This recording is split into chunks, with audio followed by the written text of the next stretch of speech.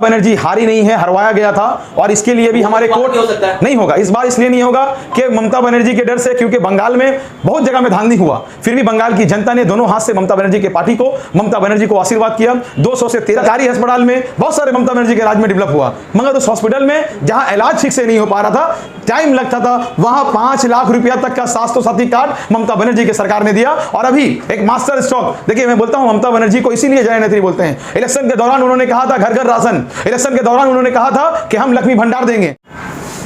हमारे सामने बैठे हुए शहबाज आलम भाई, जो 75 ब्लॉक के यूथ के प्रेसिडेंट भी है और छात्र परिषद के साउथ कोलकाता के जीएस है। तो सबसे पहले मैं आपका एचबी न्यूज़ में स्वागत करता हूं। और जैसे कि अभी हम लोग देख रहे हैं कि भवानीपुर असेंबली में कांटे की टक्कर चल रही है, एक तरफ दीदी है और एक तरफ प्रियंका तेजरीवाल।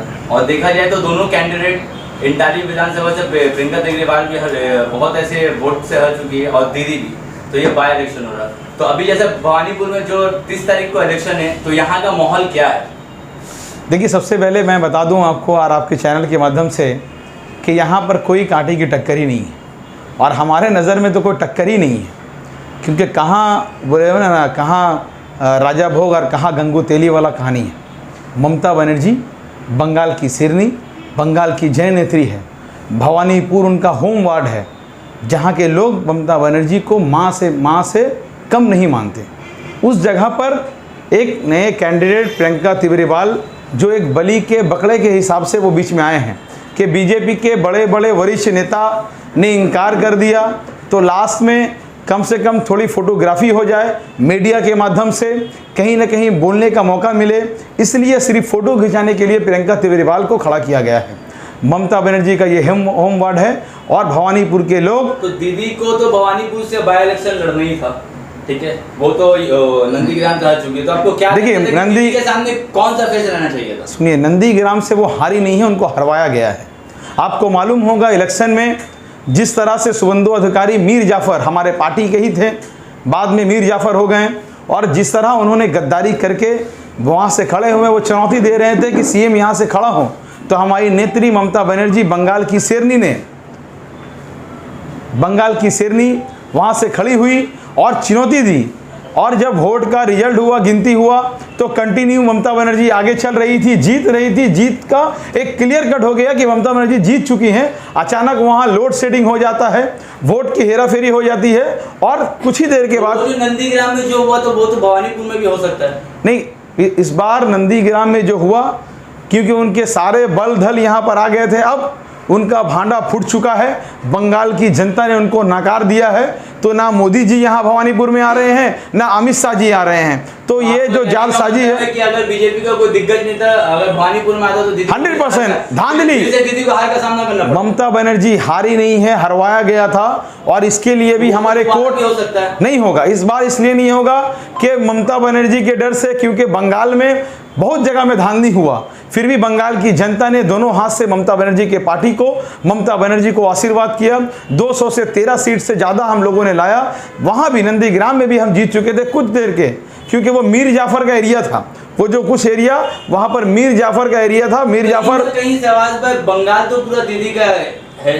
बंगाल दीदी का कल भी था, आज भी है और हमेशा रहेगा। दीदी को अपने ही बंगाल में हार का तो सामना करना बंगाल में मैंने कहा ना आपको, हरवाया गया है। वहां पर दीदी को जिस तरह से रोका गया, जिस तरह से बाहर निकाला गया, बूथ के अंदर दाखिल नहीं होने दिया गया, इसलिए ममता बनर्जी को हार का सामना करना पड़ा।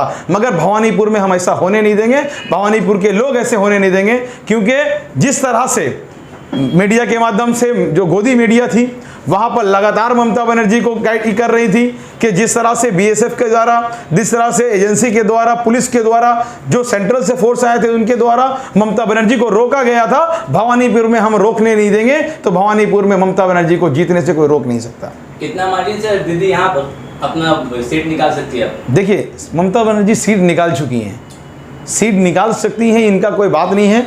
30 तारीख को एक मार्ट बनेगा वो माठ में खेला होगा और खेला होगा हमारे तमाम भवानीपुर के लोग खेलेंगे। वो खेलेंगे गोल के माध्यम से, वोट के माध्यम से। एक एक वोट हमारा एक एक गोल होगा और इतना गोल होगा, इतना गोल होगा कि प्रियंका तिब्रीवाल का जो नाम है उनको चेंज करके वापस राजस्थान जाना होगा। इतना कॉन्फिडेंस कैसे बोल सकते हैं कि दीदी मतलब ऑलरेडी जीत चुके, अभी वोट भी नहीं हुआ? क्योंकि मेरी बात सुनिए, यहाँ पर आप देख रहे होंगे जिस तरह से प्रियंका तिब्रीवाल या उनके पार्टी के बहुत सारे नेता, फेंकू नेता, चाहे वो संबित पात्रा हो, चाहे वो मनोज तिवारी हो, ये तमाम लीडर यहाँ पर आ रहे हैं। पब्लिक से उनको रिस्पॉन्स ही नहीं मिल रहा है। जबरदस्ती मैंने देखा और मीडिया के माध्यम से देखा, आपने भी देखा होगा या आपके चैनल ने दिखाया होगा कि वो अपने पॉकेट से चॉकलेट का बड़ा बड़ा डब्बा निकाल के बच्चों को दे रहे हैं। बच्चे चॉकलेट तक नहीं ले रहे हैं क्योंकि उनको पता है कि ये मोदी जी का चॉकलेट है। अभी चॉकलेट दे रहे हैं, बाद में घर खाली करना पड़ेगा। टिब्रीवाल भी इलेक्शन लड़ रही है, आपका कहना कि गंगू तेली है वो, ममता के सामने वो गंगू एकदम। प्रियंका टिब्रीवाल के अलावा कोई और कैंडिडेट खड़ा होता तो आप क्या कहते हैं? कैंडिडेट तो दे ही नहीं पाए क्योंकि ममता बनर्जी का सामना किसी के अंदर करने की औकात नहीं है। आपको मैं बताऊं, क्या है वो लेडी में? आपको मतलब आयरन लेडी है वो, बंगाल की शेरनी है। और मैं आपको बताऊं जिस तरह से नंदीग्राम में उन्होंने नक्सल लड़ा, अभी आपको पता होगा मीर जाफर ने कहा था कि अगर 50,000 से ज्यादा वोट से हम अगर उनको हरा नहीं पाए तो राजनीति छोड़ देंगे। क्यों नहीं छोड़े राजनीति शुभेंदु अधिकारी? वो तो 50,000 वोट लाए नहीं। जी जो है जुमलाबाजी का सरकार नहीं है, एकदम नहीं है। जो बोलती तो बताइए उन्होंने क्या क्या काम। ममता बनर्जी ने एक बच्चे को पैदा होने से लेकर के मृत्यु तक का स्कीम है हमारे बंगाल में। जो बच्चे पढ़ नहीं सकते उनके लिए कन्याश्री है, उनके लिए ऐक्यश्री है। जो बच्चियां हमारी, जो बहनें उनकी शादी नहीं होती है, उनके लिए रूपोश्री है। जो बच्चे हमें पढ़ना चाहते हैं, इंजीनियर बनना चाहते हैं, डॉक्टर बनना चाहते हैं, उनके लिए स्टूडेंट क्रेडिट कार्ड है। वो बच्चे जो बच्चे विदेश जाना चाहते हैं उनके लिए भी स्टूडेंट क्रेडिट कार्ड का इस्तेमाल है। जो लोग अपना अस्पताल में अपना ऑपरेशन ठीक से करा नहीं पाते, क्योंकि आपको मालूम होगा सरकारी अस्पताल में बहुत सारे ममता बनर्जी के राज में डेवलप हुआ, मगर उस हॉस्पिटल में जहां इलाज ठीक से नहीं हो पा रहा था, टाइम लगता था, वहां 5 लाख रुपया तक का स्वास्थ्य साथी कार्ड ममता बनर्जी की सरकार ने दिया। और अभी एक मास्टर स्ट्रोक, देखिए मैं बोलता हूं ममता बनर्जी को इसीलिए जय नेत्री बोलते हैं। इलेक्शन के दौरान उन्होंने कहा था घर घर राशन, इलेक्शन के दौरान उन्होंने कहा था कि हम लक्ष्मी भंडार देंगे, लक्ष्मी भंडार सबको मिलना शुरू हो गया। जो बात आ रहा है तो कहीं ना कहीं ऐसा है कि लक्ष्मी भंडार का मतलब ये समझाया गया था यहाँ के आवाम को कि लक्ष्मी भंडार का ये मतलब है कि घर घर आपका राशन ले जाके दिया जाएगा। नहीं, आपको शायद आपको मालूम नहीं, गलती कर रहे हैं आप। घर घर राशन ये हमारा एक दूसरा प्रकल्प है और लक्ष्मी भंडार हमारा दूसरा प्रकल्प है। लक्ष्मी भंडार में हमारी माएँ, हमारी बहनें जो ओबीसी एसटी हैं, जो एसटी हैं, उनके लिए 1000 रुपया, या जो जर्नल है उनके लिए 500 रुपया ममता बनर्जी के राज में स्टार्ट हो चुका है। कई लोगों को मिल चुका है, आपको मालूम होगा। और दूसरे तरफ जहां घर घर राशन वो भी स्टार्ट हो चुका हमारे वार्ड में, वार्ड नंबर 75 में स्टार्ट हो गया। पोर्ट में हमारे लीडर जनाब फिराद हकीम साहब के एरिया में कब का स्टार्ट हो गया है? भवानीपुर में 77 वार्ड में स्टार्ट हो चुका है। तमाम जगह पर स्टार्ट हो चुका है। ममता बनर्जी जो बोलती हैं उसको करती हैं। ये मोदी जी की तरह फेंकू नहीं है। 15 लाख का वादा किया, मिला नहीं। 2 करोड़ रोजगार का वादा किया, मिला नहीं। देश महंगाई से मर रही है। जीएसटी में आपने वादा किया अच्छा होगा, 35 रुपये में पेट्रोल मिलेगा। बाबा रामदेव ने कहा था 35,000 से लेके 35,000 करोड़ रुपया तक चला गया उनका कंपनी, पर हमें देश के युवाओं को 35 रुपये में पेट्रोल नहीं मिला। तो पेटीकोट बाबा की सरकार, ये मोदी जी की सरकार है। हमारी नेत्री ममता बनर्जी के राज में बंगाल हंस रहा है, बंगाल खिलखिला रहा है। आने वाले डेट में जो बंगाल में समस्या है, समस्या क्या है? बंगाल में यंगस्टर ज़्यादा है तो रोजगार की तरफ बढ़ रहे हैं हम, तो रोजगार ममता बनर्जी रोजगार की तरफ भी आ रही हैं। बहुत जैसे कि आप बोल रहे हैं लक्ष्मी भंडार, तो इस पैंडेमिक के वक्त इतना भीड़ लगा के लक्ष्मी भंडार का फॉर्म जो बटा है, तो ये क्या सही था? देखिए मैं आपको बताऊं, शायद आपने सही से देखा नहीं या ममता बनर्जी के स्कीम को जाना ही नहीं है। क्योंकि जब कोई गवर्नमेंट का कोई अच्छा स्कीम आता है, हर लोग चाहते हैं कि हमें पहले मिलना चाहिए।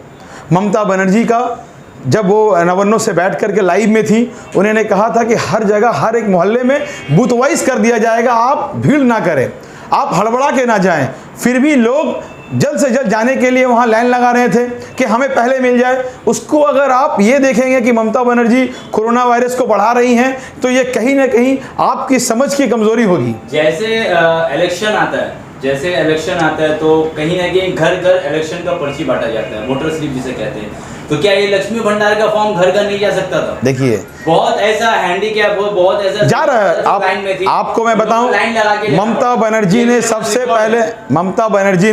सबसे पहले काला बाजारी को रोका। क्या काला बाजारी? कहीं ऐसा ना हो कि हम तृणमूल करने वाले हैं, हम पार्टी के लीडर हैं, तो हम पहले अपने घर के लोगों को कर दें। ममता बनर्जी ने देखा कि सीपीएम के वक्त में ये होता था। ममता बनर्जी ने देखा कि बीजेपी के तमाम राज्य में ऐसा हो रहा है, जहां अपने पार्टी के लोग अपने ही घर के लोगों को, चाहे आवास योजना हो, चाहे घर घर योजना हो, चाहे वो बाथरूम डेवलपमेंट का हो, अपना काम कर ले रहे हैं। तो ममता बनर्जी ने इसको देखते हुए कहा हर एक लोगों को जाकर के कैंप में जाना होगा, वहां से फॉर्म लेना होगा। और आपको मैं बता दूं कि जो लोग उठ नहीं पाते, मान लीजिए सीनियर सिटीजन हैं या ऐसे लोग जो बीमार रहते हैं, उनके घर में जाकर के स्वास्थ्य साथी कार्ड का काम होता है, उनके घर में जाके लक्ष्मी भंडार का काम हो रहा है, कारपोरेशन के द्वारा लोग जा रहे हैं। जी एक और मेरा सवाल है आपसे, ऐसा नहीं है जो ये लक्ष्मी भंडार का जो अभी मसला चल रहा है, ये कहीं ना कहीं दीदी का 2024 के लिए लॉलीपॉप है? देखिए, मोदी जी की तरह लॉलीपॉप दीदी नहीं देती हैं। दीदी जो बोलती हैं वो करती हैं, क्योंकि हम लोग जो है बंगाल में रहने वाले लोग हैं, अब मूली चप खाने वाले लोग हैं, हम लोग लॉलीपॉप में बिलीव कम करते हैं। तो आपको मैं बता दें कि बंगाल में ममता बनर्जी ने जो कहा था, उनको क्या ज़रूरत था बताएं?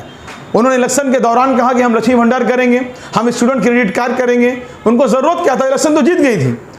तब मोदी जी की तरह जिस तरह से हिंदुस्तान की जनता बेवकूफ़ बन चुकी थी, उनके नज़र में या आपके सोच के नज़र में, तो बंगाल के लोगों ने तो वोट दे दिया था। फिर भी ममता बनर्जी ने क्यों किया? ममता बनर्जी ने वादा किया था कि हम जीतने के साथ साथ इसी साल में चालू करेंगे, और उन्होंने किया, सब कुछ को स्टार्ट किया। यही है ममता बनर्जी। जी बहुत